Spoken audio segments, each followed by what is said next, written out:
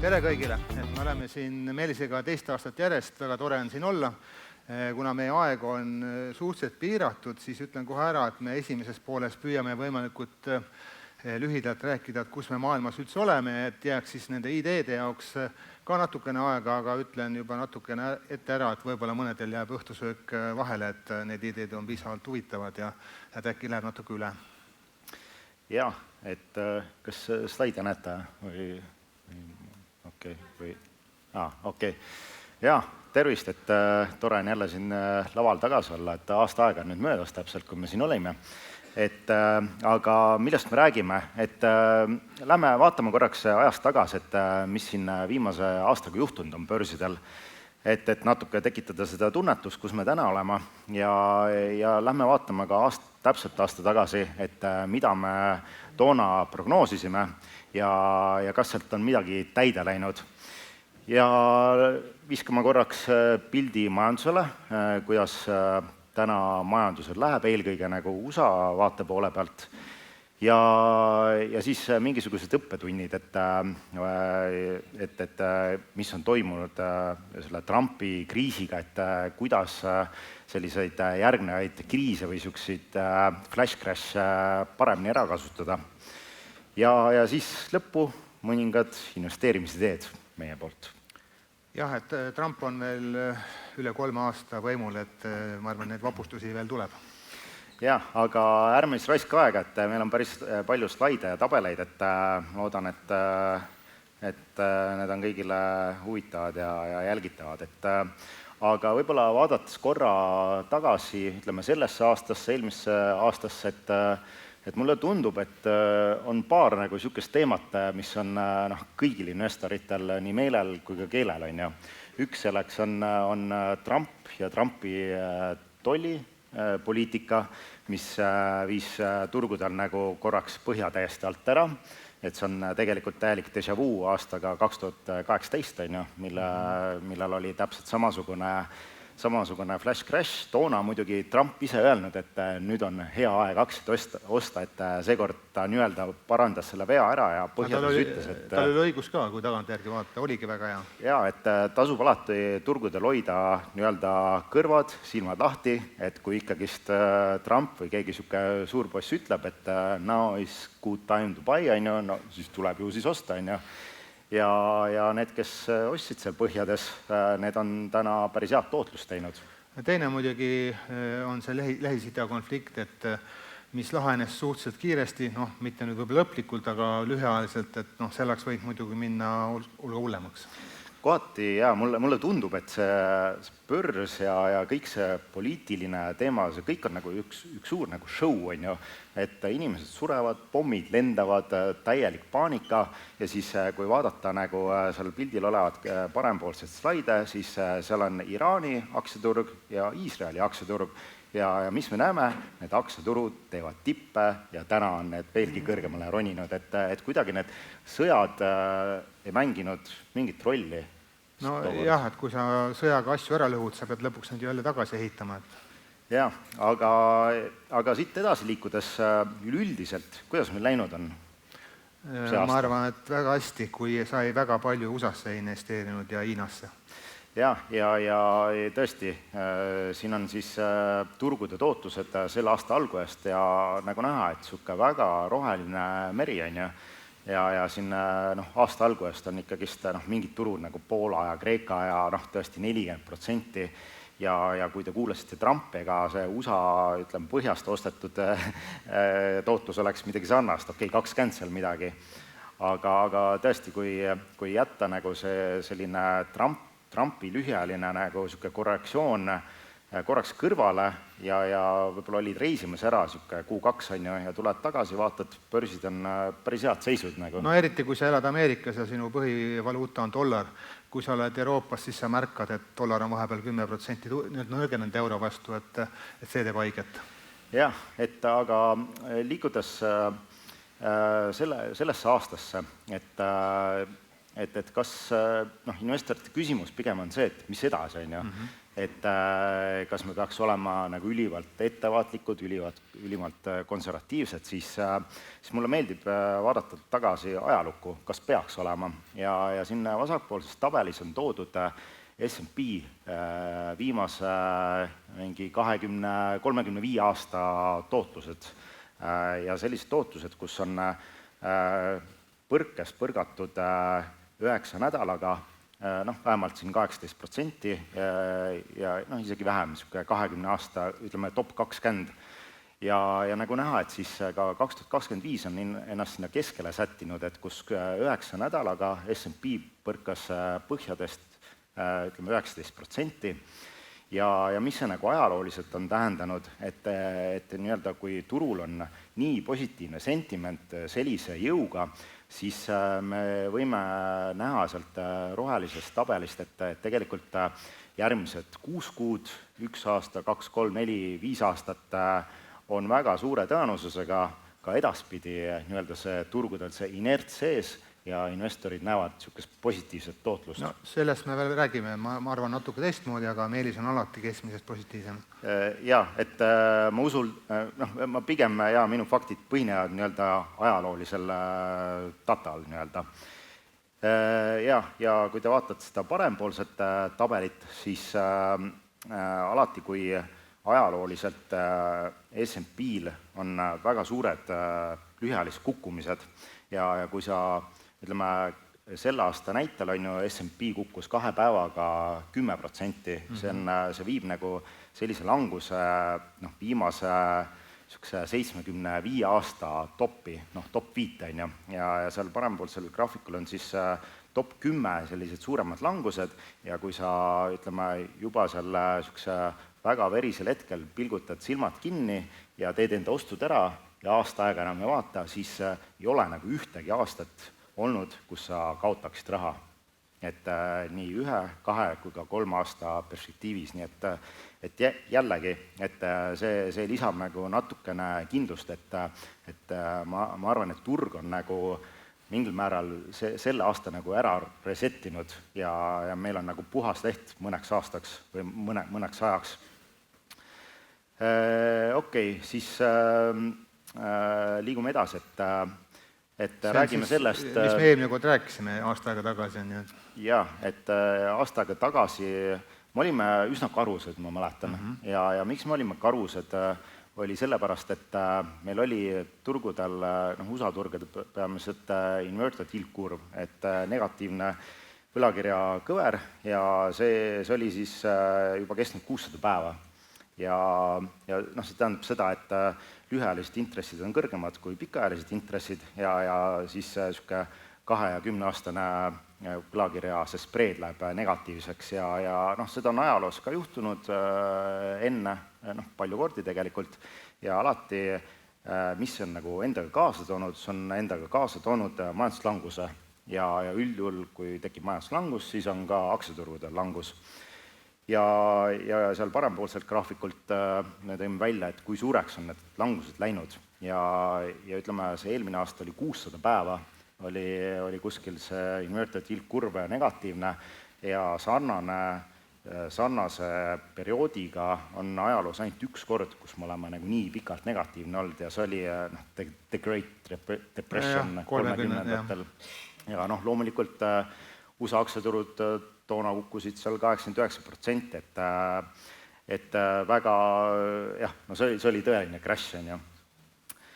Lisaks, mis veel ennustasime, et kuna eelmisel aastal samal ajal USA-s intressimäärad olid tippudes, on ju, ja üldjuhul, kui keskpangad hakkavad intressimäärasid allapoole tooma, siis see on nagu mingisuguse põhjusega ajalooliselt, et kas majandus on läinud liiga nõrgaks, on mingisugused mõrad tekkinud klaasi, kas on mingid pankadel probleemid ja nii-öelda on majanduslanguse oht, et seda ohtu nii-öelda välistada, siis keskpangad on hakanud enda intressimäärasid allapoole tooma, aga üldjuhul keskpangad kuidagi reageerivad liiga hilja ja tänu sellele siis majandus ja aktsiaturud üldjuhul liiguvad nagu allapoole ja see parempoolne tabel näitab ka, et keskmiselt nii-öelda kui see intressid hakkavad kukkuma, siis ajalooliselt aktsiaturud on kukkunud 23,5% erinevate kriisidega. Veed on paar korda langetanud ka intresse ja kui me läksime eelmine aasta investeerimisfestivalilt ära, siis mulle tuli paari nädala pärast kõne, et kas nüüd hakkas see pihta,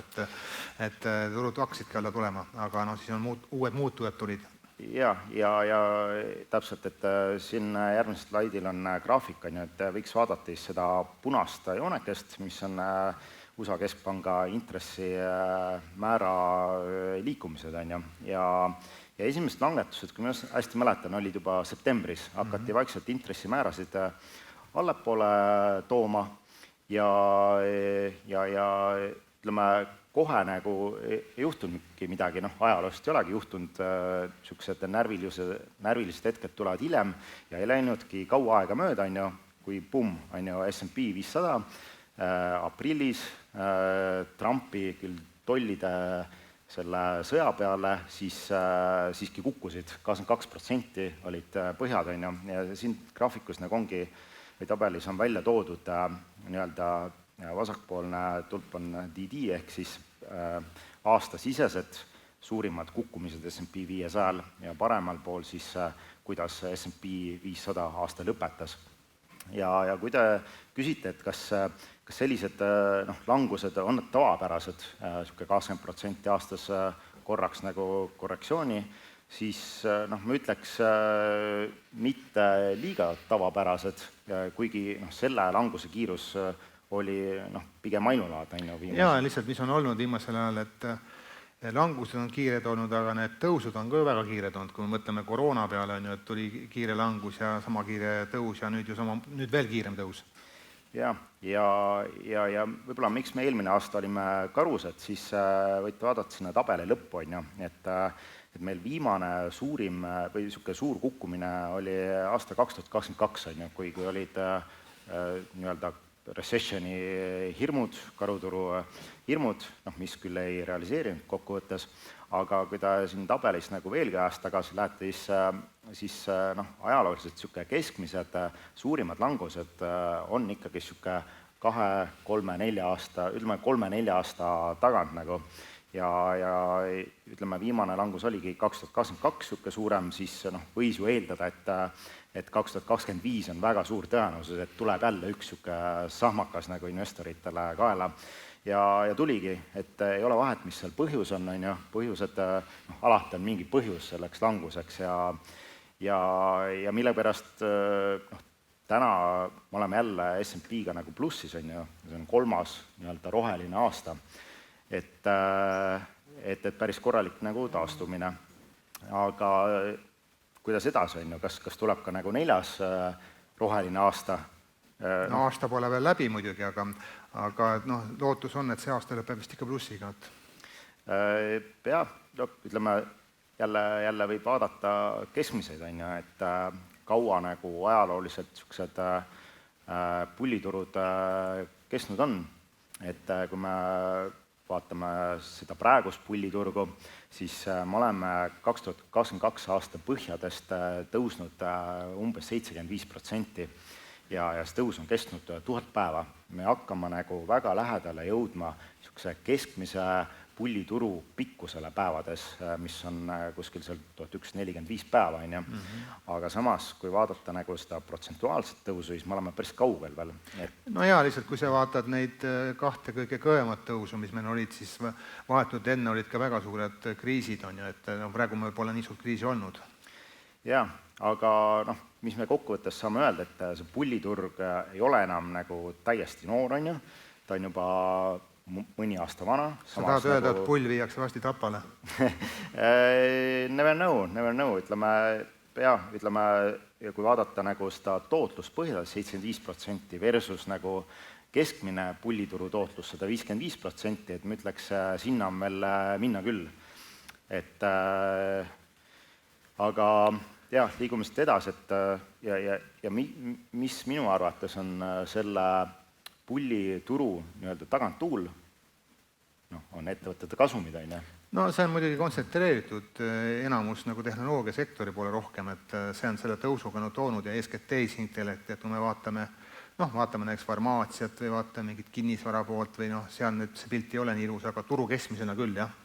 Ja ma siin vaatasin ka, et esimese kvartali kasumite kasv oli 9,6% ja analüütikud tegelikult ennustavad kogu selleks aastaks sarnast kasvu jätkumist. Analüütikutega muidugi see häda, et nad alati vaatavad nagu peeglist asju, et kui on väga head aastad olnud, siis nad on positiivsed edasi, kui on väga halvad aastad olnud, siis on negatiivsed edasi. Jah, aga ütleme, hetkel nagu nad mingit niisugust suuremat langust vähemalt ei näe, on ju. Ettevõtete hinnatase, Pole odav. Ei ole odav, et siin on väiksed ohukohad, on ju, et alati nad on seal... No jutt on USA ettevõtetest siis praegu siin. Ja, et kuna see keskmine on seal 17,2, et me oleme seal üle keskmise, on ju. Ja võib-olla, mis on nagu üllatus, see sama graafik oli ka eelmine aasta, et tööturg USA-s on väga hästi vastu pidanud. Et kui te siin graafikul vaatate, siis see on USA tööturg, ajalooline tööturg ja eelmine aasta mäletan, et kui see nii-öelda töötusmäär hakkab tõusma, siis ja just läbib keskmise libiseva, siis üldjuhul nagu see trend nagu jätkub ja see aasta on nagu olnud selles mõttes erakordne, et me oleme 2025 aastal ja USA töötusmäär on 4,1 vist on viimane number isegi, et see sisuliselt see on nagu stabiliseerinud sinna ja allapoole keskmine on 5,7, et see võib-olla kohati näitab, kui tugev USA majandus on ja USA tööturg.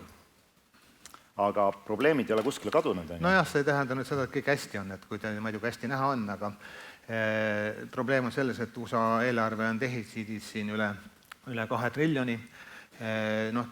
Trump oli nüüd väga õnnelik viimased nädalad, kuna ta sai oma nii-öelda Big Beautiful Billi vastu võetud, et see muidugi on üks tema peamisi valimislubadus olnud, kui ta presidendiks kandideeris.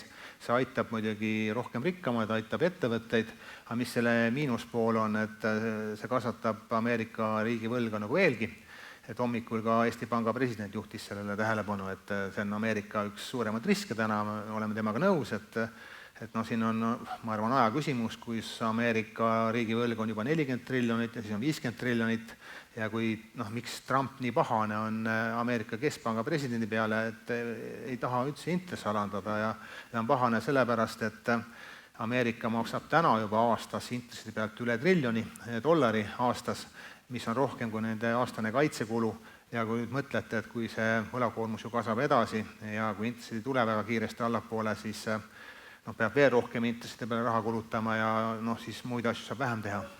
Jah, muidugi, kui te natuke vaatate seda vasakpoolset graafikut, et seal on USA riigi nii-öelda pikaajaline nii-öelda eelarve defitsiit, et tegelikult see on 50 aastat on kogu aeg miinuses olnud, et tegelikult nad ongi võlgu elanud väga pikka aega. Korra oli plussis ka, kui Bill Clinton oli teisel valitsemisajal 2000 aasta lähedal minu meelest, siis nad said oma eelarve korraks plussi ka, aga siis läks jälle kiiresti miinusesse. Jah, et lihtsalt võib-olla ohumärk on see, et see trend nagu viimasel ajal on nagu süvenenud, et numbrid on väga suureks teinud ja nagu sa ütlesid, et intressi teenindamiskulu on sama suur kui riigi kaitse rohkem juba, isegi rohkem on ju, et võib-olla ongi lahendus, lased intressid alla ja siis juba võidad seal 500 miljardit. Jah, sa lased intressid allapoole, aga miks te ei teha, et Keskpanga president ei julge teha, ta ei tea, mis tollidega saab, et inflatsioon läheb jälle käest ära, et see on see mure. Ja loomulikult siis ei tea, mis dollarist saab, et pikaajaliselt, ütleme nii, et keskpangad suudavad mõjutada lühiajalist intressimäära, aga see pikaajaline intressimäär võib ikka kõrgeks jääda. Järgmine pilt on päris hea, kui Meelis selle ette paneb, et mitte ei tasu jälgida ainult aktsiagraafikuid, aga tasub jälgida ka neid pilte, mis meediast vastu tulevad, kui turul on keerulised ajad. Ja, et alati, kui on nagu sellised kriisid, siis on hea vaadata nagu ajalukku, et kas me leiame sarnaseid situatsioone ka minevikust ja kuidas me oleme sellest välja tulnud, on ju. Ja siin on 3 üsna sarnast veekujulist kriisi, 2008, see oli nagu tõeline kriis, aga ütleme 2020 ja 2025 on pigem niisugused inimtekkelised kriisid, aga mulle tundub, et mida kiirem niisugune vaba langus on, seda samasugune on see taastumine. Ja kuidas, kuidas nendest börsi vabalangustest, mis nendest nagu õppida, või kuidas tunnetada neid punkte, millal hakata aktsiaid ostma. Et üks väga hea indikaator, mis ma olen tähele pannud, tuleb vaadata uudiseid. CNN, CNBC, sellised suuremad, sellised business-kanalid, ärilehed ja paratamatult seal alati näeb nagu börsimaaklerite pilte, kui on seisud väga värised. Ja okei, need hakkavad üldjuhul nagu sellised pildid tekkima, kui on väga verised päevad börsidel ja väga tihti CNN-is on sellised pildid, kus börsimaaklerid on masenduses, stressis, vaatad neid larve, sul tuleb endal ka hirm peale, ja mida lähemale nagu põhjale, kuidagi on täheldatud seda, et nende piltide ja näoilmed lähevad ainult jubedamaks, ja kui sa nagu tabad sellise hetke, kus tõesti nagu börsimaaklerid seal hoiavad nagu peas kinni või juba palvetavad, et palun see agoon lõppegu ära, et siis te olete väga lähedal põhjadele, et need on niisugused väiksed vihjed, mis on nagu alati, et pange CNN käima ja niisugune pealkiri on turmoil ja siis päevad läbi on need samad pildid, et üldjuhul on statistikat tehtud ka, et kui sa silmad kinni ostad börsimaaklerite piltide abil S&P 500, siis ja ära aasta aega vaata, siis alati nagu mingi aasta lõikes sa oled plussis. Kui näod lähevad väga rõõmsaks, tuleb müüma hakata. Jah, see on alati nii, aga paratamatult on see, et kahjuks keegi julge või enamus inimesi julge langust ajal osta, sellepärast ei tea, kui sügavaks need lähevad ja see on, ja lisaks see meedia, see meediafoon, kui on langused ja siin üks jällegi niisugune ilmekas pilt, et kui me oleme põhjad ära teinud, siis põhjades väga hästi mäletan, et seal JP Morgan arvas seal põhjadest, et siin on nüüd see hetk, kus me läheme 7-8% veel madalamale, seal Jim Cramer ennustas üks päev enne põhja, et okei, nüüd me olemegi selle 1978 aastal, 87 aasta kriisil, et nüüd tuleb see Black Monday -20% ühe päevaga ja paraku need on need hetked, kus pulliturg sünnib, et selle kõige negatiivsema fooni peal sünnib pulliturg ja aktsiad lähevad üles ja kogu meedia on nagu ülinegatiivne, seal kõik pasundavad nagu mingid omad teemad, et uued põhjad tulevad ja nii edasi, aga turg liigub nagu vastu seda rahvast, ja see ongi see hetk, kus pulliturg ronib üle nagu probleemide seinast et ja lisaks need börsimaakleri pildid tegelikult on ka siis veel alles, et ka siis on hea ostukoht ikka vist. Ja kus me täna oleme jõudnud? Jah, meil slaid on nii palju, Meelis räägib liiga palju. Et nagu näha, et nii 2020 kui 2023 tekkis niisugune golden cross, kus lühiajaline keskmine liigub läbi pikaajalise keskmise ja see näitab nagu trendi muutust, et me oleme liikumas pulliturule ja ka 2025 see golden cross oli siin kuskil maikuus juba ja me oleme ilusti liikunud seal ülespoole. Juuli algusest pööras hästi nüüd. Jah, et meil on niisugune power trend tegelikult väga niisugune järsk tõus ja kui te ei usu, et see asi töötab, siis vaatame jälle ajalukku, et vaatame tagasi ajalooliselt siin viimase mingi 50 aastat, et kui on see golden cross nagu tekkinud, et kuidas on börsid läinud ühe aasta pärast, siis nagu näha, et siis see parempoolne tulp, ühe aasta tootlused on valdavalt rohelised, su võidu tõenäosus on 88%, ja keskmise tootlusega 12%, et näiteks aasta aja pärast, kui tõesti see turg on miinuses, siis see on 12% on selle tõenäosus ainult, selle peale ma ei panustaks.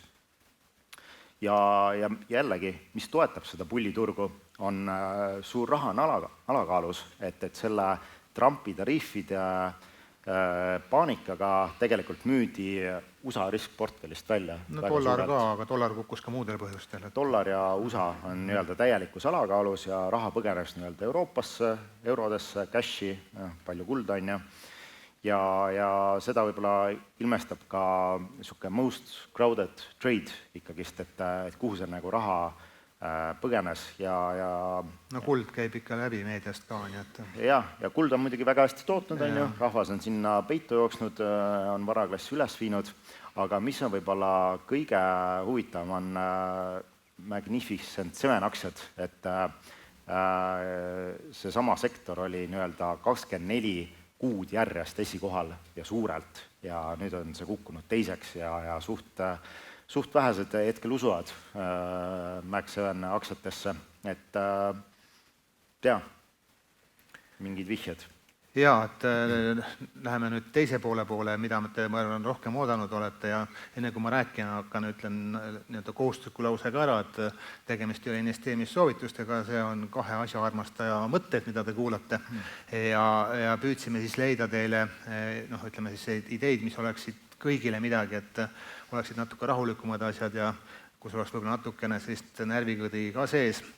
Esimene siis, inimene, kes on täna siin lava peal ka juba käinud, et Ignitis pikalt ei peatu, meie hinnangul ka fundamentaalselt on väga odav, dividendid on kasvavad, vähemalt 3% aastas, väga meeldib meile nende uus kasvuplaan, konkreetne ja see probleem on, ma arvan, selles, et tõesti välisinvestorid on nagu vähe, aga kes tahab endale sellist tugevat dividendi aktsiat üles ehitada, siis see on teie võimalus.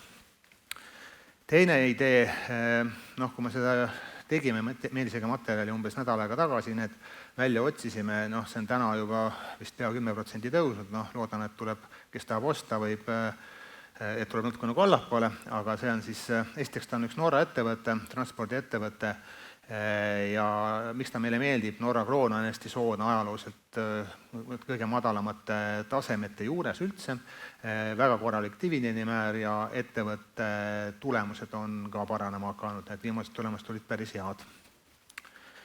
Ja kolmas siis selline rahulikum asi, see on ka meediast aeg-ajalt läbi käinud, on Constellation Brands, et kes kunagi vaatas sellist saadet, et Kaks kanget Mehhikus, siis härra Jõekaldale meeldis väga selle ettevõtte üks jook, et Koroona-nimeline õlu. Et see aktsia on tõesti päris palju nagu allapoole tulnud. Ühelt poolt on see, et Trump on Mehhikut kiusanud koos teiste riikidega, oma tollidega ja ettevõtte tulemused on ka võib-olla natuke kehvemad olnud ja need samad tollid põhjused siis on ju. Aga miks ta meile ka silma jäi, et kelle me ka külas käisime mai alguses, Warren Buffett, siis Warren Buffett on täna pigem ju aktsiat rohkem müümas kui ostmas. Ta mõningad aktsiad nagu ostab ja siis see konkreetselt on siis üks, mida ta ostab ja ta on siis täna juba jõudnud suuruselt siin 4. aktsionäriks, pea 7% vist on tema käes juba ja ta ostab tõenäoliselt seda nagu jätkuvalt juurde, kvartalis me saame seda nagu teada. Ja veel alati, mis on selline positiivne asi, on kui firma ise ostab nagu aktsiat tagasi, et järgnevad ideed tulevad Ameerikast, ütlen kohe ära, et mina olen Ameerikas, ma pole nii positiivne kui Meelis, olen natuke negatiivsem, see ei tähenda, et ma üldse Ameerikast asju ei osta, aga ma näen seal võib-olla riske natukene rohkem, aga on siis Nike on ju, et Nike'i poole peal see põhipõhjus, miks ta nagu nii palju kukkud on ka, et kuna Nike päris palju ju, tema tootmine toimub Vietnamis ja kui see kaubandustollid nagu avalikustati, ennem olid juba Nike'il rasked ajad, aga see pani veel nagu auru juurde, aga nüüd vahepeal Trump siin lubas ju, et 90 päevaga ta 90 riigiga lepib siis tollid kokku, mis ta siis teinud on, et ta on poolenisti kokku leppinud Hiinaga, reaalselt on kokku leppinud Inglismaaga ja ongi kokku leppinud Vietnamiga, et Vietnamile ei tule need tollid, sinna 50% lähedale tulevad selle 20% lähedale ja Nike'i viimased tulemused olid väga head olnud, aga turgu ootas tegelikult nagu veel hullemat ja brändi mõttes Nike on ikkagi maailmas tippettevõte ja meie Meelisega, kui me seda arutasime, tundub, et võib-olla need halvemad ajad on möödas. Jaa, et ettevõte on päris palju tippudes kukkunud, 60% ollakse allpool ja kohati on nagu niimoodi, et kui ettevõte tuleb nagu kehvade tulemustega ja on palju kukkunud ja kehvade tulemuste peale aktsia tõuseb käpiga üles, siis see võib tähendada pööret, sentiment on muutunud ja hetkel Nike'iga tundub täpselt nii minevat.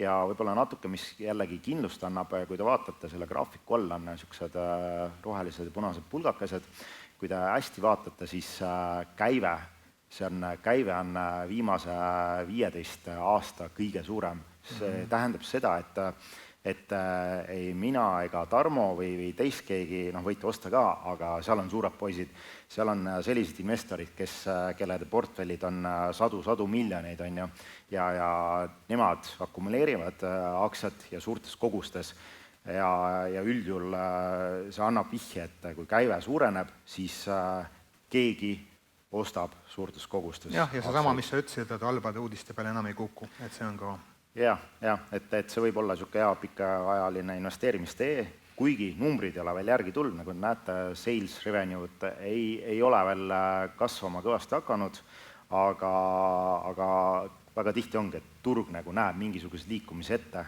Meil tuleb järgmine aasta jalgpalli MM, see on tavaliselt Nike'ile hea olnud. Siis mis veel? Võib-olla liiga pikalt ei hakka peatuma, aga uraan, ETF-id, neid on päris palju igast erinevad ETF Euroopas ka, aga point on see, et tehisintellekt, pilveserverid võtavad hästi palju energiat ja maailm on aru saanud, et see energia ei saa tulla ainult taastuvenergiast või puudu jääb lihtsalt. Ja fossiilsetest kütustest on vaja nagu tuumaenergia, ütleme, järgmise leveli peale arendada ja jällegi, kui vaadata seda graafikut, siis uraani ETF oli aastat päris pikalt karuturul, investoritel puudus täiesti mitte mingisugune huvi nagu selle ETF-i või varaklassi vastu ja huvi tekkis 2021-2022, nagu näete, päris suur huvi ja see näitab, et seda akumuleeritakse ja mis mulle nagu uraani puhul ka meeldib, kui te vaatate, kui pikalt oli nii-öelda see alusvaru surnud, et see nii-öelda runway on flat ja mis tähendab seda, et täna uraani ETF on uutes tippudes, see tähendab seda, et on blue sky, sul ei ole nii-öelda sellist overhead resistance'i vanu investoreid sees. Tehniliselt on tugev muster, jah. Ja, et selle järgmine, ütleme, siht võiks olla uued tipud. Siin on nagu kaks asja, et tehniline see graafik toetib ja see sama fundamentaalne pool, et see on, me Eestis räägime ka järjest ju, et me peame tuumajaama tegema. Jaa, see on trend hetkel. Mis veel? Vana hea Bitcoin, et ilmselt need, kes on investeerimisjutte kuulanud, need on juba seal aastaid sees olnud 100% pikalt kasumis, aga jällegi Bitcoin on laual, võib-olla väga pikalt ei hakkaks peatuma, aga soovitan tähelepanu juhtida selle parempoolsele väiksele graafikule, et alati tasub hoida silmad, kõrvad lahti, mis teevad teised, mis teevad börsiettevõtted ja nagu näha, et siis sellised USA-s listitud börsiettevõtted, kes hoiavad Bitcoin enda bilansis, on järsk üles läinud päris kiiresti. Et see on väike vihje ja tänaseks see graafik on mingi nädalake vana, on Bitcoin teinud uued tipud ja jällegi näitab, et niisugune overhead resistance või niisugune taevas on pilvitu, et seal on väga hea trend. Trump on muidugi kõik teinud selleks, et krüptovarasid toetada on ju, et oma erinevate seaduste asjadega. Jah, et siis natuke... See on nüüd üks uus asi, mis on ka nüüd investeerimisjutud nüüd suvel puhkavad, aga me tegelikult oleme nüüd suure peeti portfelli seda juba natuke ostnud, aga Meelis räägib, et mis asi see siis on. Ettevõtte nimi on Irene, et ettevõte pakub nii-öelda sellist pilveservereid ja niisugust mootorit tehisintellektile ja kogu seda ressurssi hoitakse üleval roheenergia baasil ja ettevõttel on Nvidia viimase tehnoloogia kiipe päris palju, et väga suured investeeringud on tehtud ja nad kaevandavad samamoodi Bitcoini ja kui Bitcoinist vahepeal jääb ressurss üle, siis suunatakse seda pilveserveritesse ja mis on nagu ülikasumlik äri. Ja selle kasumlikkusest te näete, paremal pool on sales ja muutused year-over-year baasil, ja no need sinised numbrid, need on väga märkimisväärsed kasvud, ja see kasv nagu veelgi kiireneb.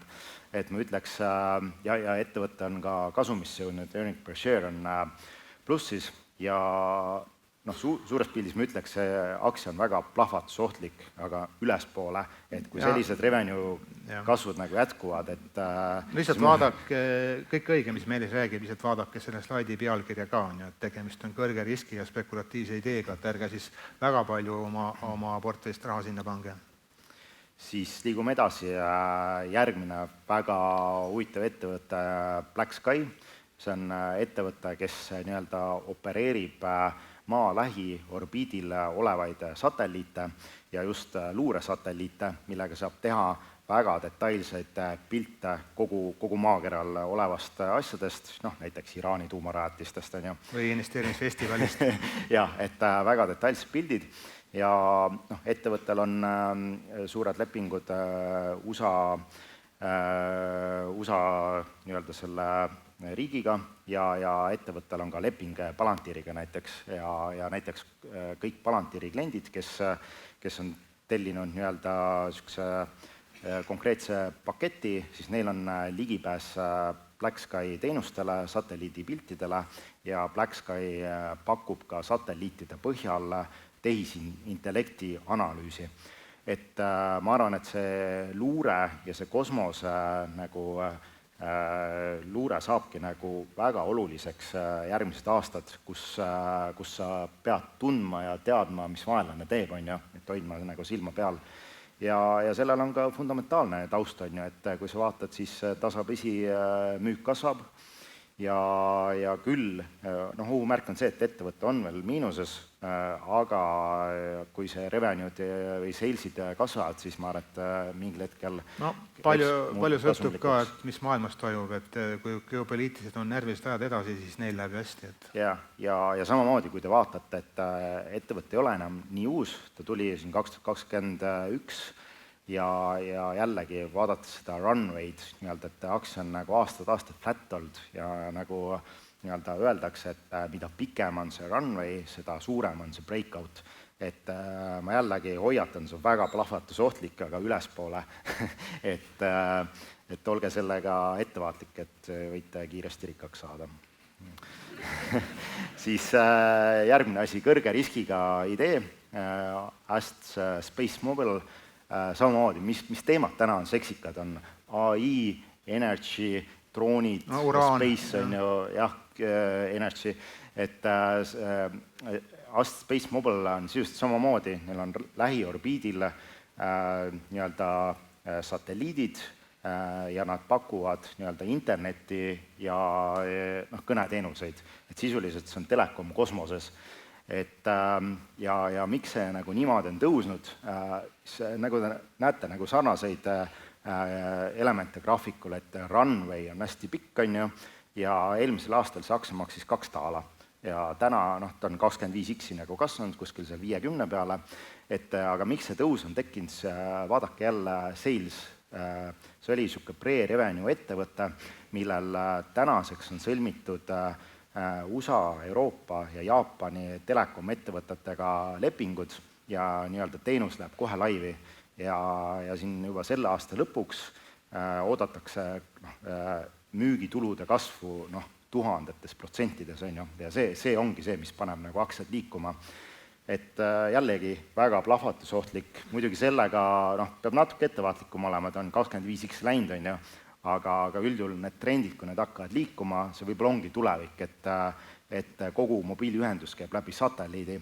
Me oleme sõjas näinud, et nendest maapealsetest postidest tegelikult ei ole kasu, kui tekib konflikt.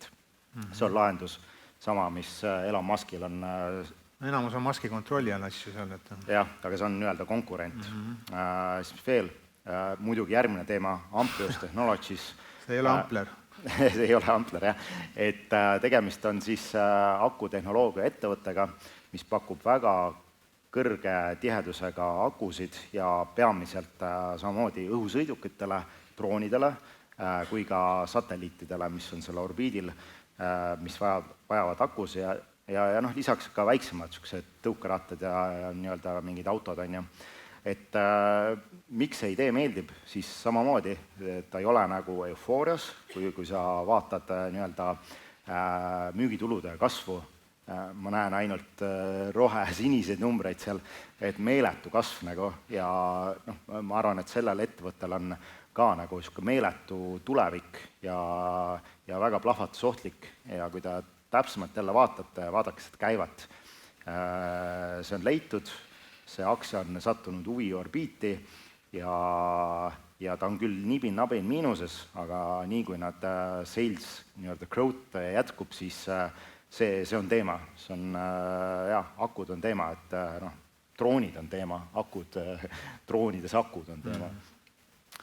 Ja viimane, võib-olla siuke ka natuke spekulatiivsem, see on kvant arvutusettevõte, et ta on natuke ulmevaldkonnas, keegi täpselt aru ei saa, millega see tegeleb, aga tegelikult see pakub nii-öelda väga suure ressursiga arvutusvõimsusi ja seda siin kohe põhiteemad on igasugused küberneetika lahti muukimised ja seda pakutakse nii-öelda läbi pilve, erinevad konsultatsioonid ja suured arvutusvõimsused.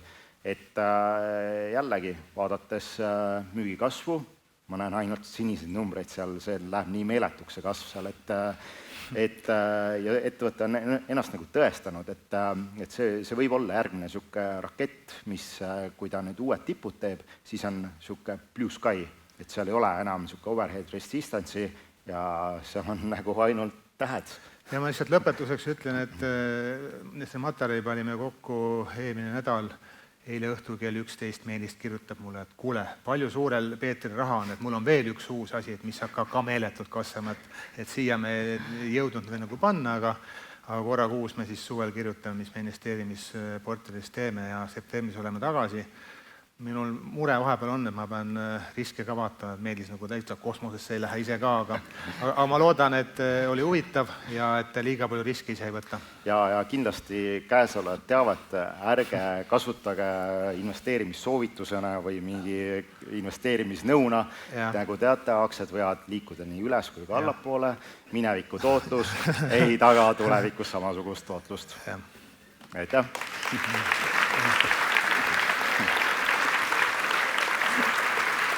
Meelis, mul on tunne, et sa oled selle teksti väga hästi pähe õppinud, see kõlab nagu see ravimireklaam, eks ju. Seda lastakse igal pool selle pärast. Ma tean, Meelis, et sinu jaoks on Balti börs täiesti outkoht. Tarmo on öelnud, et vahepeal, et oli nagu kommipood. Te ei rääkinud täna eriti Balti turust üldse. Jah, et ta oli nagu kommipood ja et ta oli külmkapis, aga ei, mina olen Balti osas, Balti asi on Meelise jaoks liiga oimane ju, ja ärge võlakirjadest Meelisele rääkima minge, aga ei, mina olen Balti osas natuke positiivsem, lihtsalt mure on selles, et meil ei ole need täid ettevõtted väga palju. Ma võtan ühe küsimuse siit praegu WhatsAppist, mis oli kohe kõige esimene. Tarmo, mis on sinu tees tänasest edasi selle Realty Income'iga? Võtad endiselt juurde või siis Meelis, mida sina arvad hetkel PayPalist? Okei, PayPal on hea, see on see inside joke, aga ma vastan Realty Income'ini, et kui ma ütlesin, et mina ei ole USA osas nii taevas või kosmoses nagu Meelis on, et erinevatel põhjustel mind kõige rohkem häirib see, et dollar on kukkunud ja tõenäoliselt aasta pärast on veel 10% odavam kui täna, aga Realty Income on siis üks, mida ma ostan iga kuu reaalselt nagu endale portfelli juurde, ta on nagu selline pensionisammas, sellega on lihtsalt hull jama nagu see, et ma loodan see juhtu, et Trump on vahepeal ju, see meedias ka läbi käinud, et see Trumpi maksudega, et äkki muutub eestlastele see maksustamine ja äkki läheb dividenditulumaks kõvasti nagu ülespoole, aga viimane vabariiklaste otsus oli, et Euroopaga ei muutu, et ei lähe nagu kallimaks midagi eurooplaste jaoks, aga me ei tea, täna meil ei ole veel eurooplase ja USA vahel ju kokkulepet.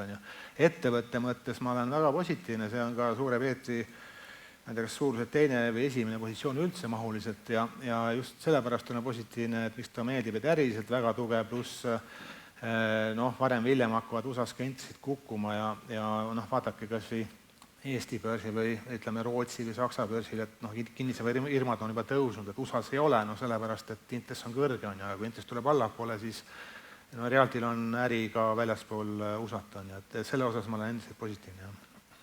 Ja mis sest PayPalist siis sai nüüd? PayPaliga on nii, et osadele investoritele kindlasti sobib.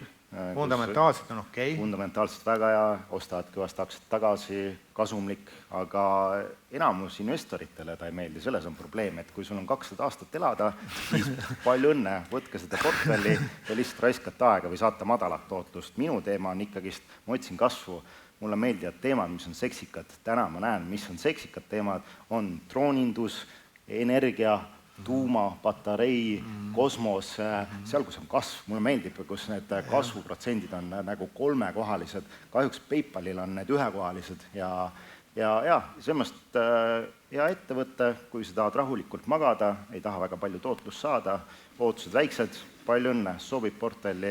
Kui te tahate nagu kasvu saada, käia kaasa tänase innovatsiooniga, nuclear energy, mis iganes on ja mis siin lähiaastatel tulemas on, kuhu täna investorid jooksevad nagu tõesti kiires tempos, kogu see drooniarendus. Mulle meeldivad sellised ettevõtted rohkem, nagu, mis teevad sukse starship'e. Okay. Võtaks nüüd saalist ka küsimusi. Nii, sealt.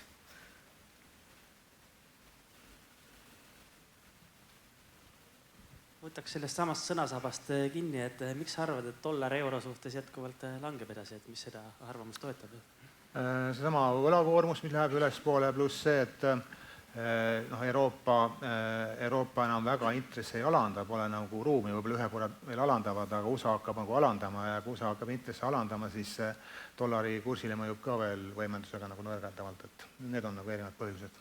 Aga just see, et Trump on suutnud enamuse riikidega tülli minna ja kui ta oleks minna ettevõtte juht, mitte USA president, siis temaga ei tahetaks diile teha. Et usaldust on lihtne ära kaotada, raske tagasi saada, et see on probleem. Ja USA enda huvi on ka, et dollar oleks nõrk, et lihtsam selle võlaga nagu hakkama saada. Nii, palun, seal on küsimus. Nigo, ma jõuan kiiresti küsida, et kuidas prognoosite tollisõda lõppeb? Ma ei tea, helistame koos Trumpile küsime, et ta ju see muutub, kõige rohkem ma loodan, et kõige keerulisem on kindlasti Hiinaga, aga meie jaoks kõige olulisem on, mis saab nagu Euroopaga, et eurooplased ise on nagu positiivsed, et loodavad, et tuleb 10%, et see on nagu selline mõistlik määr. Kui nii tuleks ja jääks need maksuasjad ka puutumata, oleks väga okei. Loodame, et tuleb. Et lihtsalt võib-olla natuke häiriv on see, et kogu aeg lükatakse seda asja edasi, et nüüd on lükatud juba augustisse, võib-olla hästi nagu septembrisse, aga me ei tea seda, et see on see probleem ja see on üks riske, mis on turul täna.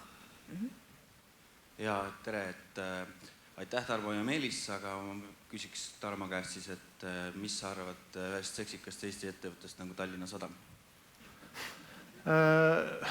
Mina arvan positiivselt, et seal on mitu asja, et alati on nagu oluline jälgida, kui ettevõtte tegevjuhtkond ise ostab nagu aktsiad, seda on juhtunud viimasel ajal, ettevõtte tegevjuhtkond on olnud positiivsema äri osas, kaubamahud on natukene hakanud nagu paranema, seal oleks vaja lihtsalt seda, et see sõda lõpuks ometigi nagu läbi saaks, ja kaubaveod, Venemaale ma muidugi ei näe niipea nagu taastumist, aga oluline oleks ka võib-olla siis Euroopa poole nagu kasvatada. See ei ole kindlasti selline asi nagu Meelis siin rääks, et Meelis ei osta kunagi Tallinna Sadamat. Pensionäri aktsia on ju, aga nii-öelda fundamentaalselt ega ta midagi häda ei ole, et pigem ma arvan, põhjad on tehtud. Nii on saalist veel küsimusi? Nii, siit samast eest. Jaa, tere. Et need 9 kasvu soovitusaktsiad, mis mainisite, et millist isiklikule kontole ostaksite? Mul juba on neid. Minul ei ole ühtegi. Veel. Et Black Sky, ma ütlen, on väga huvitav, et küll, seal on muidugi omad riskid, see ettevõte ei ole veel kasumis, et tuleb ise korra nagu sinna sisse vaadata, aga kohati mulle meeldivad nagu mingisugused story'd, mis on turul, võib-olla need ei kehtigi nagu fundamentaalselt, need ei olegi õigustatud, aga kuna story on hea, siis tegelikult see aktsia nii-öelda tõus võibki alguse saada, samamoodi oli kui kunagi Teslaga, väga kahjumlik ettevõte, keegi ei uskunud seda kogu aeg, pidi raha juurde panema, et nagu story oli kogu aeg olemas, kuni see järsku saadaks aru, kurat, see story on nagu reaalsuseks saanud, aga selleks hetkeks see aktsia on juba mingi 15-20x on ju, ja siis tuleb see põhimass ostma, et mulle meeldivad sellised petid nagu.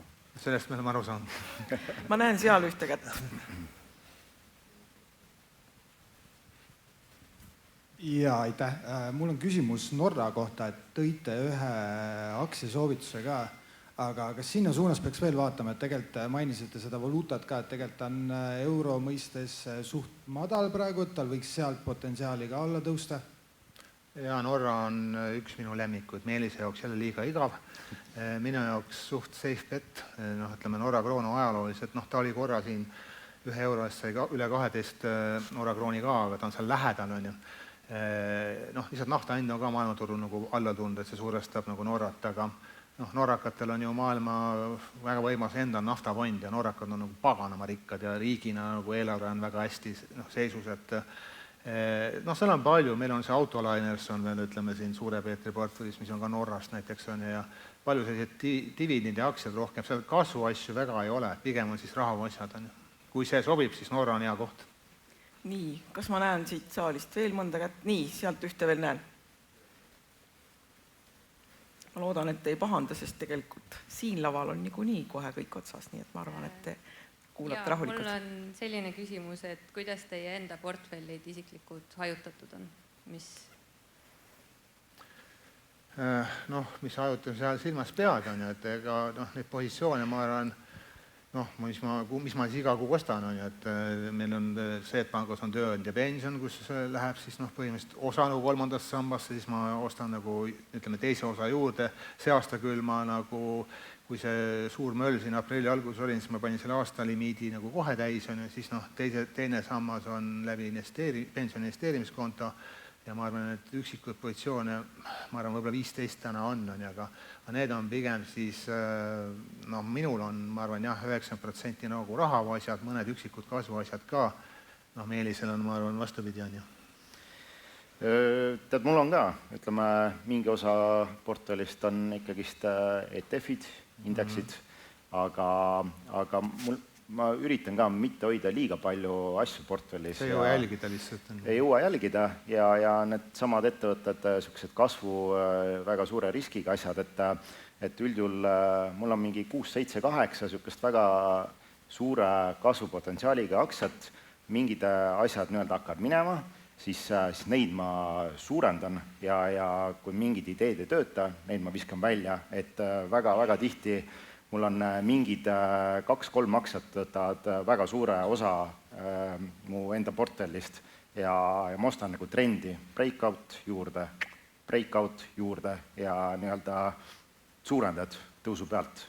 Mulle tundub, et me oleme täna vist teist korda, et ma ei tea, kas sama lava peale, et investor versus kaupleja. Aga miks mitte, aga siia lõppu küsin ikkagi sellise hästi maise, hästi koduse küsimuse, et tõite välja Ignitise, aga tooge veel välja 2 aktsiat, mida siit Balti börsilt soovitate. Meelis, ma saan aru, et ei saa üldse vastata, jah? Ma ei vastaks, jah. Me ei otseselt ei saa soovitada, aga mis meil nagu huvitavad on, ütleme, ega seal Lätist ei ole, Läti võib nagu maha tõmmata, sealt ei ole nagu midagi võtta. Leedus on, ma arvan, 2 nime või 3, võib-olla 2,5 on Ignitis ja siis on nende see, võib isegi 4 võib-olla, Akola on, ütleme, põllumajandusasi, mis on neil päris nagu soodne on ja Apranga on selline nagu nii ja naa ja siis ütleme, vanas jõulupankas on ju, et uue nimega nüüd on ju Arte, aga Eestis on see sama Sadam, mis siit nagu läbi käis on ju, pangad, ma arvan, Eesti pangad on võib-olla nagu liiga tehtud, on nagu endiselt nagu soodsad pigem on ju. Ja võib-olla kinnisvaraasjad ka natukene, aga seal on Eesti turg on lihtsalt hädas, seda likviidsust väga nagu ei ole, et Märk on hea ettevõte, aga võib-olla juba natuke liiga ette liikunud on. No nii, aga suur tänu, Meelis ja Tarmo!